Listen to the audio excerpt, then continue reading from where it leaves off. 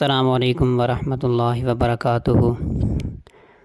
پیارے دوستو، کیسے ہیں آپ؟ امید کرتا ہوں کہ آپ سب خیریت سے ہوں گے۔ اللہ پاک آپ کو اپنے حفظ و امان میں رکھیں۔ تو آج کی اس ویڈیو کے اندر سورۃ الکوثر کا ترجمہ، اس کی تشریح اور سورۃ الکوثر کے جو فضائل ہیں اور آپ صلی اللہ علیہ وسلم کے فضائل بیان کیے جائیں گے۔ آپ دوستوں سے اپیل ہے کہ اگر آپ اس چینل پر نئے ہیں تو پہلے اس چینل کو سبسکرائب کر لیں۔ تو چلیں سورہ شروع کرتے ہیں۔ بسم اللہ الرحمن الرحیم۔ با کا معنی کے ساتھ، اسم کا معنی نام، اللہ کا معنی اللہ۔ بسم اللہ، اللہ کے نام کے ساتھ، الرحمن جو بے حد مہربان، الرحیم نہایت رحم کرنے والا ہے۔ بسم اللہ الرحمن الرحیم، اللہ کے نام کے ساتھ جو بے حد مہربان نہایت رحم کرنے والا ہے۔ انا اعطیناک الکوثر، انا کا معنی بے شک ہم نے، اعطینا عطا کی، کاف کا معنی آپ کو، انا اعطیناک بے شک ہم نے عطا کی آپ کو، الکوثر کوثر، انا اعطیناک الکوثر بے شک ہم نے عطا کی آپ کو کوثر۔ فصلی لربک وانحر، فا کا معنی پس، صلی کا معنی نماز پڑھیے، لربک لام کا معنی کے لیے، رب کا معنی رب اور کا معنی اپنے۔ فصلی لربک پس نماز پڑھیے اپنے رب کے لیے، واو کا معنی اور، انحر کا معنی قربانی کیجیے۔ فصلی لربک وانحر پس نماز پڑھیے اپنے رب کے لیے اور قربانی کیجیے۔ ان شانئک ھو الابتر، بے شک آپ کا دشمن ہی وہ دم کٹا ہے۔ ان کا معنی بے شک، شان کا معنی دشمن، کا معنی آپ کا۔ ان شانئک بے شک آپ کا دشمن، ہوا کا معنی وہ، الابتر دم کٹا ہوا۔ ان شانئک ھو الابتر بے شک آپ کا دشمن ہی دم کٹا ہے۔ سورۃ الکوثر کا شان نزول اور پھر اس کی تشریح۔ حضرت ابن عباس رضی اللہ تعالی عنہ سے روایت ہے کہ کعب بن اشرف جو مدینہ منورہ کے رہنے والے یہودیوں میں ایک مالدار شخص تھا، وہ ایک مرتبہ مکہ معظمہ پہنچا۔ اس سے قریش مکہ نے کہا کہ تو سردار آدمی ہے، تو اس نوعمر لڑکے کو دیکھ، بڑھ چڑھ کر باتیں کرتا ہے اور خیال کرتا ہے کہ وہ ہم سے بہتر ہے۔ ہم لوگ حجاج کرام کی خدمت کرتے ہیں، انہیں پانی پلاتے ہیں، کعبہ شریف کے متولی ہیں، کیا ہم اس سے بہتر نہیں ہیں؟ اس پر کعب بن اشرف نے کہا کہ تم لوگ اس سے بہتر ہو۔ اس پر آیت کریمہ یہ نازل ہوئی، ان شانئک ھو الابتر کہ بے شک آپ کا دشمن ہی وہ دم کٹا ہے۔ اور یہ روایت ابن کثیر نے نقل کی ہے۔ حضرت ابن عباس رضی اللہ تعالی عنہ سے یہ بھی مروی ہے کہ یہ صورت ابو لہب کے بارے میں نازل ہوئی۔ جب رسول اللہ صلی اللہ علیہ وسلم کے ایک صاحبزادے کی وفات ہو گئی تو ابو لہب مشرکین کے پاس گیا اور کہا کہ ان کی نسل ختم ہو گئی، اب ان کا ذکر فکر کچھ نہیں ہوگا۔ تو اس پر یہ آیت نازل ہوئی۔ آپ صلی اللہ علیہ وسلم کے دشمنوں نے یہ خیال کیا کہ آل ہی سے انسان کا ذکر اور چرچا ہوتا ہے، رسول اللہ صلی اللہ علیہ وسلم کی نرینہ اولاد میں سے کوئی باقی نہیں، لہذا ان کا ذکر تھوڑے ہی دن ہے، اس کے بعد ختم ہو جائے گا۔ یہ ان لوگوں کی جہالت اور حماقت تھی۔ اللہ تعالیٰ نے اپنے نبی کریم صلی اللہ علیہ وسلم کا ذکر خوب بلند کیا، آسمانوں میں بھی بلایا، فرشتوں میں بھی تعارف کرایا، پوری دنیا میں آپ صلی اللہ علیہ وسلم پر ایمان لانے والے پیدا فرمائے، سلام بھیجنا مشروع فرمایا، آپ صلی اللہ علیہ وسلم پر کتاب نازل فرمائی، کروڑوں افراد کو پورے عالم میں آپ صلی اللہ علیہ وسلم کی امت اجابت میں شامل فرمایا، ہر وقت لاکھوں کی تعداد میں آپ صلی اللہ علیہ وسلم پر امت کا صلاۃ و سلام پہنچتا ہے، اور دشمنان اسلام بھی آپ کا ذکر خیر سے کرتے ہیں۔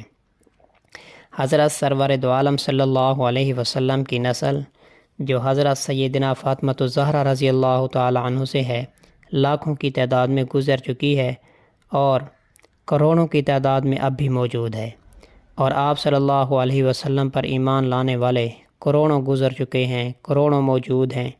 جن لوگوں نے آپ صلی اللہ علیہ وسلم سے دشمنی رکھی اور یوں کہا کہ ان کا ذکر پھر کچھ نہیں رہے گا، تو ان کا نام و نشان ختم ہو گیا۔ لیکن حضور اکرم صلی اللہ علیہ وسلم کو اللہ تبارک و تعالیٰ نے بہت بڑا مقام بلند عطا فرمایا۔ اور اس صورت کی تشریح یہ ہے کہ پہلی صورت پہلی آیات کے اندر اللہ پاک نے ارشاد فرمایا انا اعطیناک الکوثر، کہ بے شک ہم نے آپ کو عطا کی کوثر، اور کوثر کا ایک معنی خیر کثیر بھی آتا ہے۔ اور خیر کثیر یہ کیا چیز ہے؟ تو خیر کثیر کی تفصیل یہ ہے کہ اللہ تعالیٰ نے حضور اکرم صلی اللہ علیہ وسلم کو نبوت سے نوازا، سید الانبیاء والرسل بنایا، قرآن مجید عطا فرمایا، بہت بڑی امت آپ کے تابع فرمائی، آپ صلی اللہ علیہ وسلم کا دین سارے عالم اور ساری اقوام میں پھیلایا، آخرت میں بھی آپ صلی اللہ علیہ وسلم کو بہت بڑی خیر سے نوازا، مقام محمود بھی عطا فرمایا، اور نہر کثیر بھی اسی اور نہر کوثر بھی اسی خیر کثیر کا حصہ ہے۔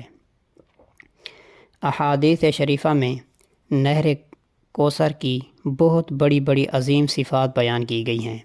حضرت انس رضی اللہ تعالی عنہ سے روایت ہے کہ رسول اللہ صلی اللہ علیہ وسلم نے ارشاد فرمایا کہ میں شب معراج میں جنت میں چل پھر رہا تھا، اچانک دیکھتا ہوں کہ ایک نہر ہے، اس کے دونوں جانب موتیوں کے بنائے ہوئے ایسے کبے ہیں کہ موتیوں کو اندر سے تراش کر ایک ایک موتی کا ایک ایک کبا بنا دیا گیا۔ میں نے دریافت کیا، اے جبرائیل یہ کیا ہے؟ انہوں نے جواب دیا کہ یہ کوثر ہے جو آپ کے رب نے آپ کو عطا فرمائی ہے، اس کے اندر کی مٹی بہت تیز خوشبودار مشک ہے۔ اس کو امام بخاری رحمۃ اللہ علیہ نے نقل کیا۔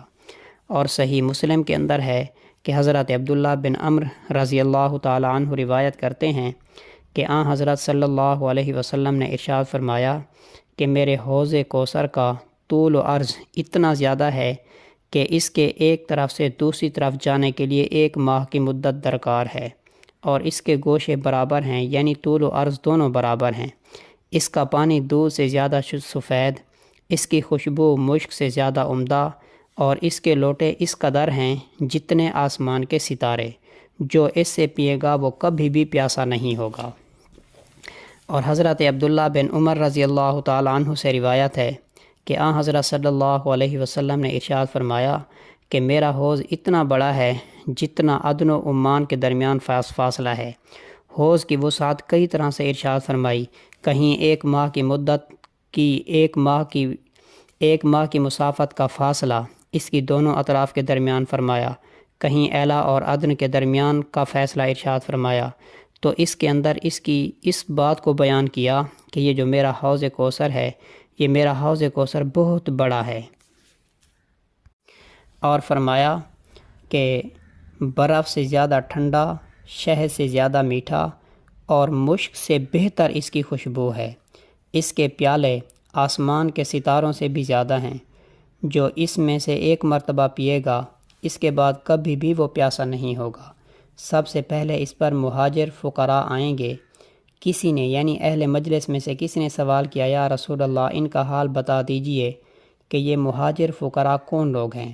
ارشاد فرمایا یہ وہ لوگ ہیں دنیا میں جن کے سروں سے بال بکھرے ہوئے اور چہرے بھوک اور محنت کی تھکن کے باعث بدلے ہوئے ہیں۔ ان کے لیے بادشاہوں اور حاکموں کے دروازے نہیں کھولے جاتے، اور عمدہ عورتیں ان کے نکاح میں نہیں دی جاتیں۔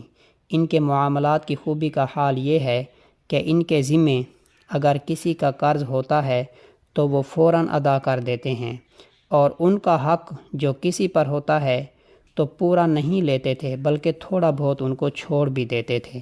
یعنی دنیا میں ان کی بدحالی اور بے مائگی کا یہ حال تھا کہ بال سدھارنے اور کپڑے صاف رکھنے کا ان کو موقع ہی نہ ملتا تھا، اور ظاہر کے سنوارنے کا ان کو ایسا خاص دھیان بھی نہ تھا کہ بناؤ سنگار کے چوپلوں میں وقت گزارتے اور آخرت سے غفلت برتتے۔